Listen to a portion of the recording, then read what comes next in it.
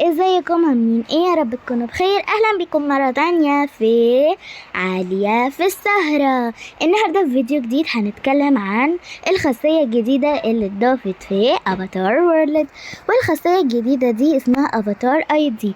وقبل ما نبدأ ما تنسوش تضغطوا على زر اللايك وتشتركوا في القناة.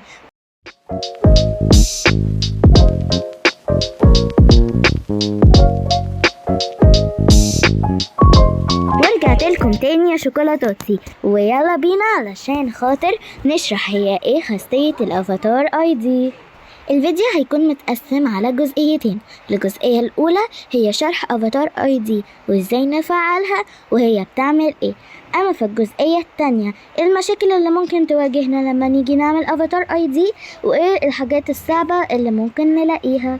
دلوقتي اكيد انتوا بتسألوا نفسكم، طيب هي الخاصية دي بتاعت افاتار اي دي بتعمل ايه او ايه دورها اساسا؟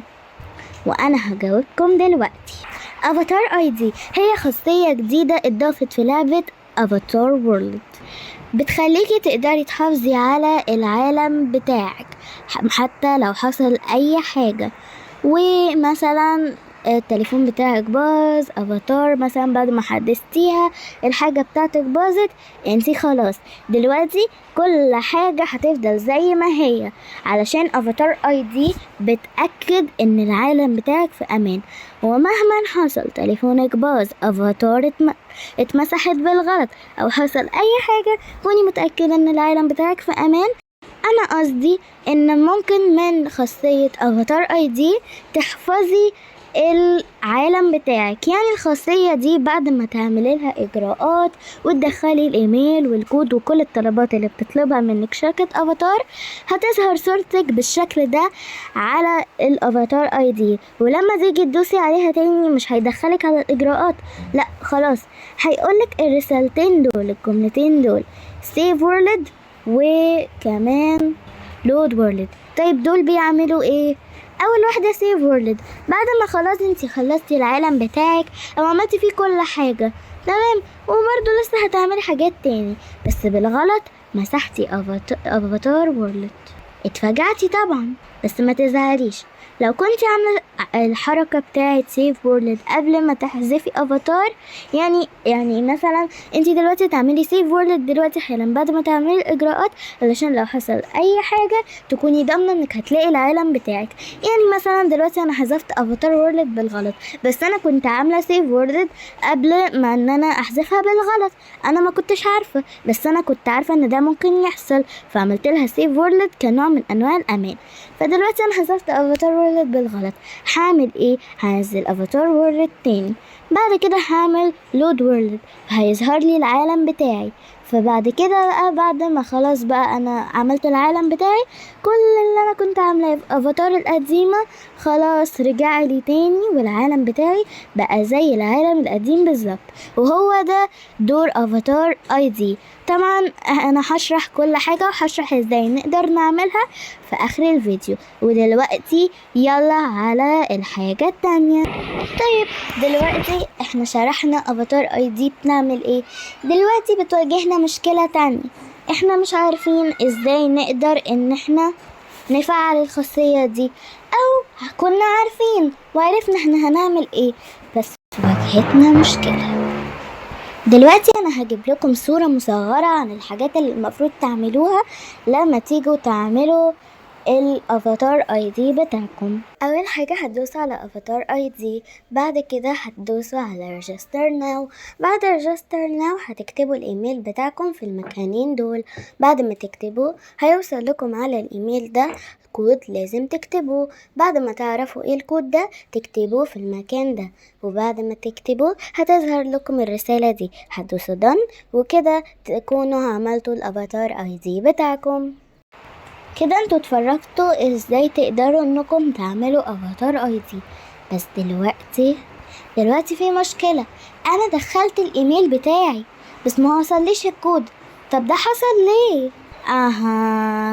هي دي المشكلة. طيب المشكلة دي بتحصل بسبب ايه؟ في سبب معين هو اللي بيسبب المشكلة دي، وهقول لكم ايه هو السبب.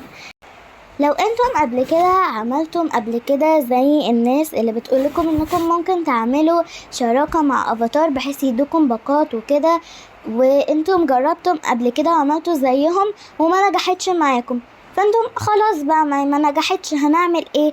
فخلاص.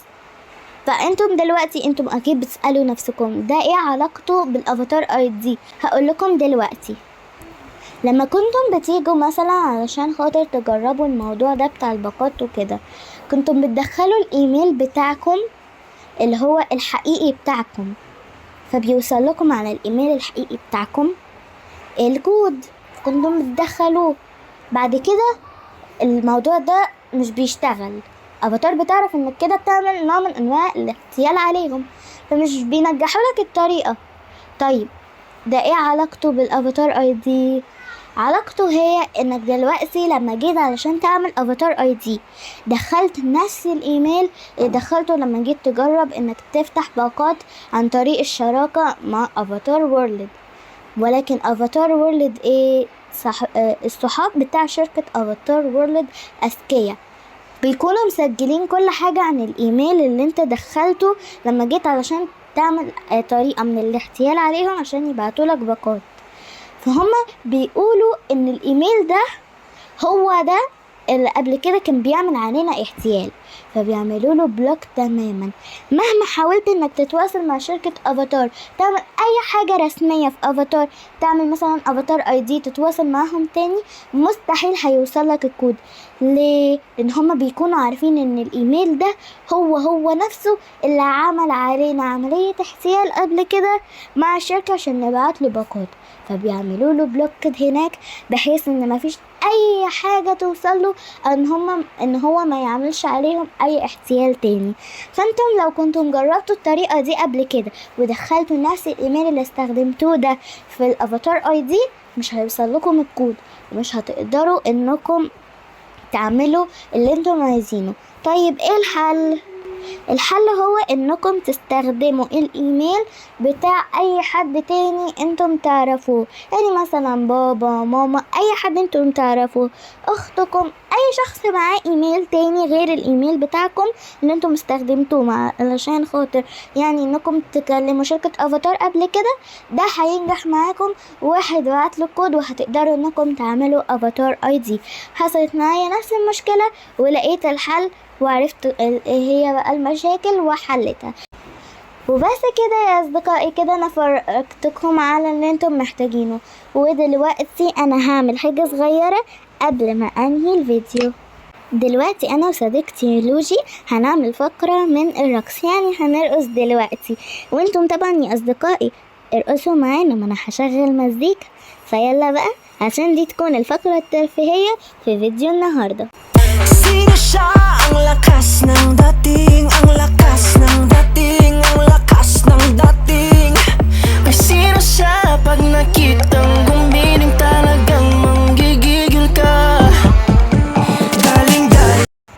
وبس كده يا أصدقائي، سلام.